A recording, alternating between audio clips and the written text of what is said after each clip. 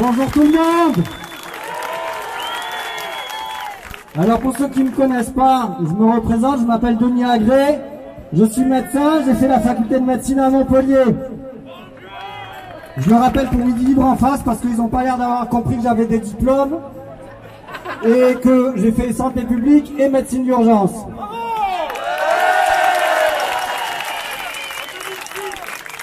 Alors pourquoi on est là tous? Vous voyez là il y a mon fils, j'ai des enfants, vous avez tous des enfants, et même si vous en avez pas, on se bat pour nos libertés et pour la liberté de nos enfants. Et ça, personne ne nous l'enlèvera.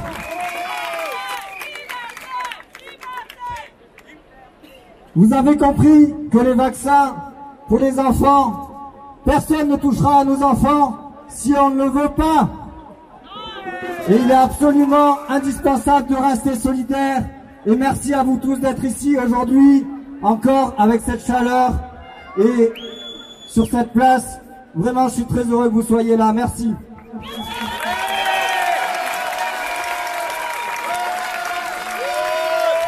Alors je dois vous dire un mot, puisqu'on parlait de la Guadeloupe et de la Martinique. Je suis allé bosser 2 fois aux urgences de Pointe-à-Pitre. Il faut être bien conscient que le CHU est laissé dans un état pitoyable depuis des années, que quand j'y suis allé, il n'y avait même plus de murs qui tenaient, qu'il y a eu un feu qui a détruit la moitié de l'hôpital il y a quelques années, et que les conditions de travail sont vraiment très mauvaises, et c'est laissé sciemment depuis des années. Donc il est absolument indispensable d'être solidaire aussi avec nos amis de la Guadeloupe et de la Martinique et de la Réunion, et de tous les dom-toms.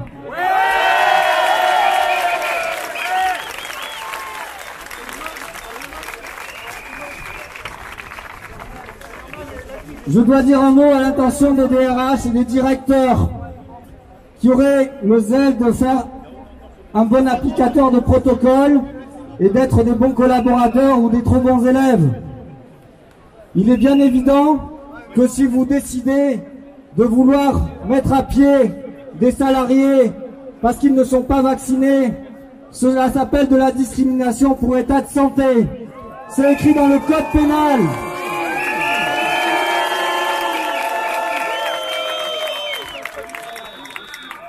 Vous encourez 3 ans de prison.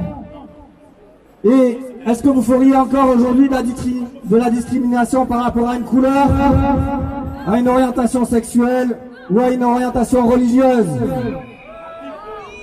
Alors pourquoi la feriez-vous demain pour quelqu'un qui choisirait librement de se faire vacciner ou pas? Voilà, messieurs les directeurs et les DRH, réfléchissez à ce que vous faites, y compris dans les grands groupes financiers. Et si vous continuez cette posture, vous serez jugés aussi.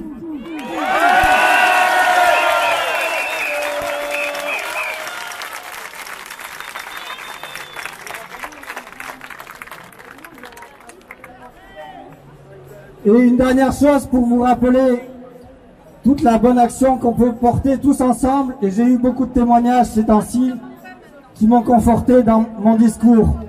On vous fait croire depuis 1 an et demi, 2 ans, que c'est pour la santé publique, qu'il faut porter tous des masques et qu'il faut vacciner la population entière.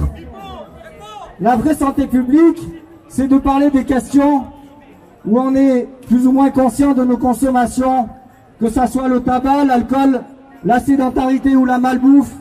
En France, ça fait 250 000 décès par an.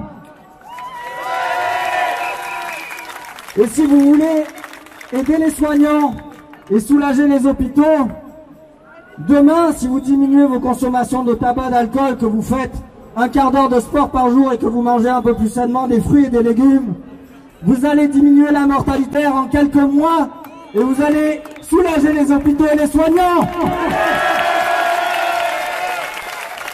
Et pour cela, vous devez vous responsabiliser et vous regagnerez votre souveraineté et votre légitimité en étant en pleine santé. Merci.